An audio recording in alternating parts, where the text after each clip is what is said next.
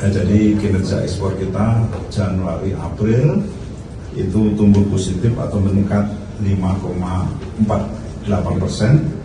atau kurang lebih 92,15 miliar US dollar, dan kita surplus 5,64 miliar US dollar. Tentu kita terus ingin meningkatkan ekspor kita dan juga ingin membantu mengatasi pelemahan rupiah ya dengan berbagai cara, antara lain yang pertama adalah pengetatan kebijakan DHE SDA yang mulai berlaku tanggal 1 Juni dengan perubahan PP kemarin, kemudian pelaksanaan PP 24 tahun 2026 terkait dengan ekspor CPO, batu bara, ferroalloy yang akan dilakukan oleh PT DSI per 1 Januari 2027 dan sudah dilakukan masa transisi mulai tanggal 1 Juni 2026. Kementerian Perdagangan juga sudah menerbitkan Permendak nomor 15 tahun 2026 tentang ekspor batubara dan Permendak nomor 16 tahun 2026 tentang ekspor CPO dan Permendak nomor 17 tentang ekspor ferroalloy.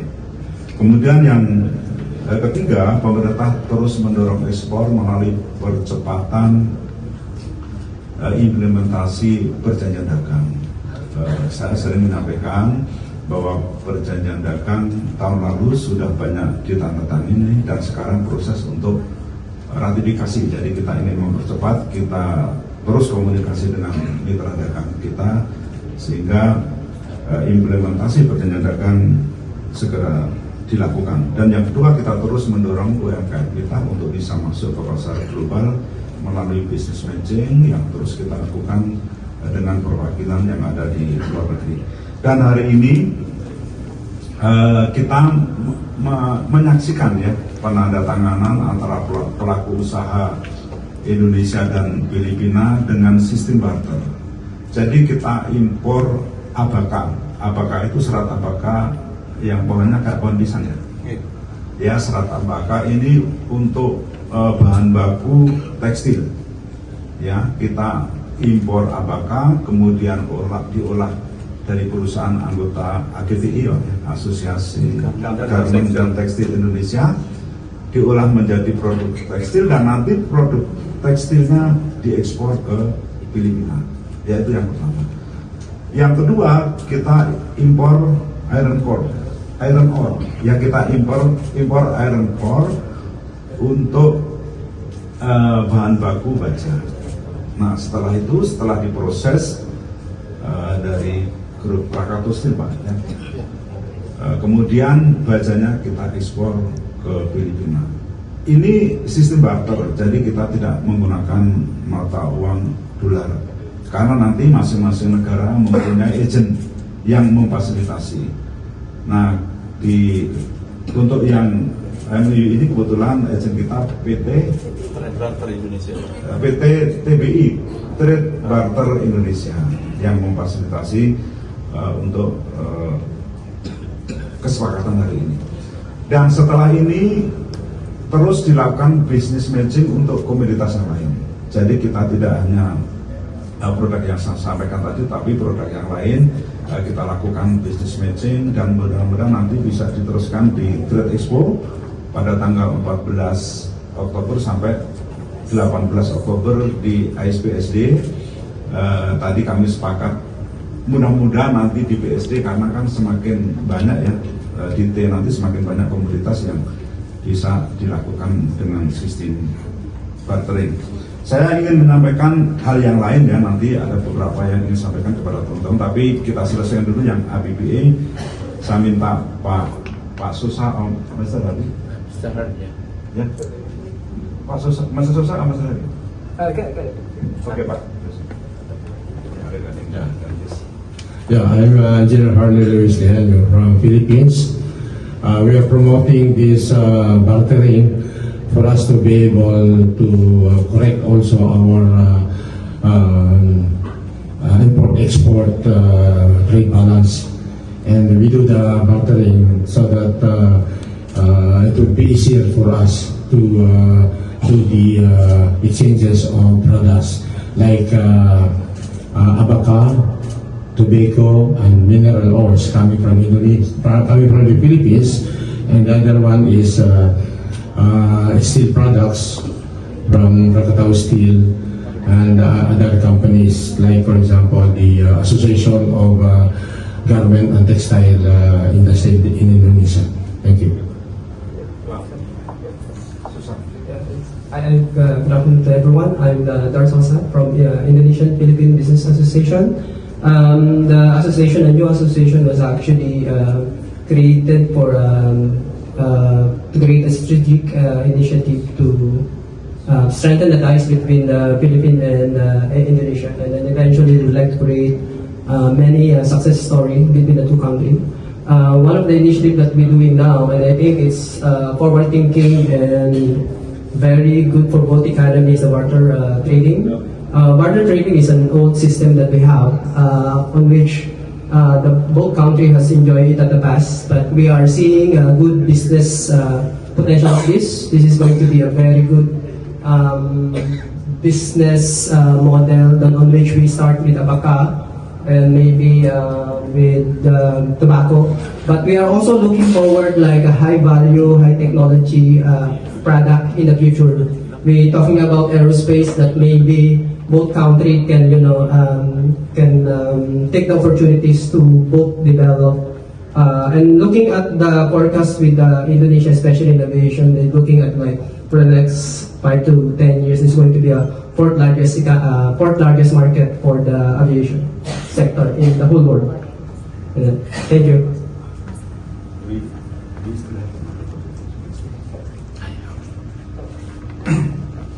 Baik, teman-teman, P24 dan juga Permendak nomor 16 per 1 Juni 2026 itu kan masa transisi ya. Masa transisi itu maksudnya yang ekspor yang existing ini ya. Nanti perusahaan eksporter yang existing ini setiap ekspor melaporkan ke PT DSI. Ya, jadi semua masih normal sampai 31 Desember. Mengajukan PE ya boleh. Baru nanti setelah tanggal 1 Januari 2027 ekspor hanya dilakukan oleh PT DSI. Kalau yang dimaksud pengalihan itu gini, kalau DMU itu kan hanya untuk eksportir. Jadi nanti yang memproduksi tidak mesti eksportir, ya gitu kan. Yang bisa memproduksi juga BUMN produsennya gitu kan. Jadi dia dapat DMU sekian, maka jatah DMU itu tidak diserahkan ke produsen yang memproduksi, dan juga nanti yang mendistribusikan minyak kita. Tidak mesti eksportir yang memproduksi, karena eksportir kan kadang juga bukan produsen. Ya, itu yang dimaksud pengalihan itu seperti itu. Kemudian PE berlaku 6 bulan, tetapi ini kan sesuai dengan PP yang baru kan memang hanya berlaku sampai 31 Desember 2026. Kemudian hak ekspor itu masih sekitar 11 juta ton ya. Ya, jadi hak ekspor tetap dipakai Mbak ya. Hak ekspor tetap berlaku, dan nanti hak ekspor berikutnya PT DSI. Karena hak ekspor itu kan untuk eksporter. Ya, jadi sekarang hak ekspor masih bisa digunakan oleh eksporter existing. Konsekuensi pembunuhan DMO untuk ekspor itu. Iya, jadi ekspor untuk pembunuhan DMO. Gitu ya. Kalau yang program percepatan itu program percepatan apa sih, Pak?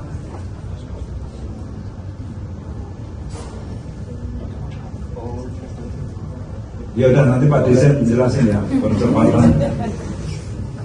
Oke. 11 juta itu berarti sisa hak ekspor sampai akhir tahun itu. Bisa Jadi kan gini, ketika mau ekspor, misalnya ekspor, ketika ekspor 1 ton, 4 ton misalnya, kan sekarang masih 1/4. Iya. Ketika ekspor 4 ton berarti DMO-nya 1 ton. Nah, ketika melakukan DMO kan ekspor itu kadang juga tidak langsung ekspor. Mungkin bisa saja menunda karena ya berbagai alasan perusahaan bisa saja menunda. Nah kalau ketika menunda kan berarti ekspornya masih ada. Nah itu biasa ya, itu sering-sering terjadi dan itu sekarang masih 11 juta. Artinya dia bisa ekspor dengan hak ekspornya itu, gitulah. Nah biasanya nanti perusahaan itu sering memang ekspor tetap DMO karena dia mempunyai tabungan ya sewaktu-waktu bisa dia gunakan. Jadi itu tujuannya salah satunya ya bahwa mereka tuh siap ekspor sewaktu-waktu sudah punya DMO. Tapi itu nggak dapat ekspor kan? Ya nanti kan itu hanya untuk eksportir. Berarti kan sampai 31 Desember kemudian eksportirnya ganti PTDS. Ya nanti kan berarti dirubah. Ya nanti mekanisme kita atur kemudian seperti apa gitu ya. Tapi itu hanya berlaku untuk eksportir. Ya nanti mekanisme kita atur. Bapak yang tadi soal tambahan tarif AS itu Pak, yang tambahan tarif AS kena 10% tentang Indonesia itu karena adanya kerja paksa itu kabarnya produk ekspor unggulan kita kayak CPO, TPT itu kena Pak. Ini mungkin gimana Pak respon dari Kementerian? Apakah benar Pak ini kena semua? Terus nanti neraca dagang kita dengan AS seperti apa Pak? Bukan begitu mungkin ya. Jadi kerangka hukum itu sebenarnya lebih bagaimana kita misalnya tidak impor, salah satunya ya, tidak impor dari negara-negara yang melakukan forced labor. Nah kita sudah mempunyai kerangka hukum ya, sehingga kita ketika mempunyai kerangka hukum maka dinilai oleh Amerika itu termasuk yang bagus, yang 15 negara tadi, sehingga cuma dikenakan 10%. Itu yang dimaksud tambahan, bukan ditambah yang 10, yang 150 hari ya, karena itu kan tanggal 24 Juni sudah hilang. Nah kemudian diganti tarif yang nanti akan ditentukan secara resmi. Ini kan hasil awal investigasi yang dilakukan oleh Amerika. Nah kemudian tidak ada isu lain sebenarnya terkait dengan forced labor di dalam negeri. Jadi pada prinsipnya kita mendapatkan kesempatan yang baik dan kita akan terus ya berkomunikasi dengan pemerintah Amerika terkait mungkin nanti komoditas lain yang kita bisanya 0% ya, karena ini kan ada ketentuan baru lagi dari Amerika. Saya kira itu ya cukup ya. Berarti produk ekspor Barter bisa untuk semua komoditi Pak ya. Tidak harus saling melengkapi tadi. Ini pernah dilakukan juga dengan Mesir. Waktu itu kita impor kurma, kita ekspor kopi. Memang sih kalau makan kurma sambil ngopi enak, jadi berkaitan. Tapi itu kan sebenarnya tidak berkaitan langsung. Ya. Jadi itu yang kita lakukan. Nah, ke depan memang banyak komoditi. Mungkin dari PT TBI ya bisa menambahkan dari karena PT TBI ini sebagai agennya untuk nyambung antara eksportir dan importirnya. Monggo Pak. Baik, rekan media, saya ingin menambahkan saja untuk memperjelas. Jadi barter itu pada dasarnya tidak seperti yang digambarkan oleh Ibu. Jadi seolah-olah ini dalam satu ekosistem. Satu, kita kirim bahan untuk tekstil, kemudian diolah, kemudian jadi tekstil. Tidak harus begitu. Ibu bisa bayangkan bahwa partner kita ini akan banyak misalnya begitu, dengan multi produk. Nah ini membutuhkan yang namanya itu agent yang tadi Pak Menteri sampaikan, ya posisi kami agent. Kamilah yang portal yang mengatur. Karena kadang-kadang perusahaan Indonesia ini nggak butuh apa yang mereka kirimkan. Nah itu jadi, misalnya kita bisa bertukar mengirim kopi kepada Filipina, Filipina tidak perlu kopi. Jadi partner kita yang ada di Filipina yang menghandle itu kemudian mencarikan bayarnya, kurang lebih seperti itu nanti. Jadi bisa saja tidak harus dalam satu ekosistem yang tadi Ibu sampaikan. Jadi sebanyak-banyak produk itu makin baik. Nah tadi saya ingin menambahkan juga Pak Menteri yang tadi sampaikan bahwa kita akan mengarahkan ini juga pada stage berikutnya yaitu di bidang jasa. Karena tadi dari Presiden Pak Dormino sampaikan bahwa memang mereka mempunyai kekuatan di masalah jasa. Jadi saya kira kita akan naikkan porsinya Bu nanti untuk bisa lakukan itu. Kurang lebih seperti itu, mudah-mudahan bisa menjelaskan. Jadi seperti itu kira-kira tambahannya.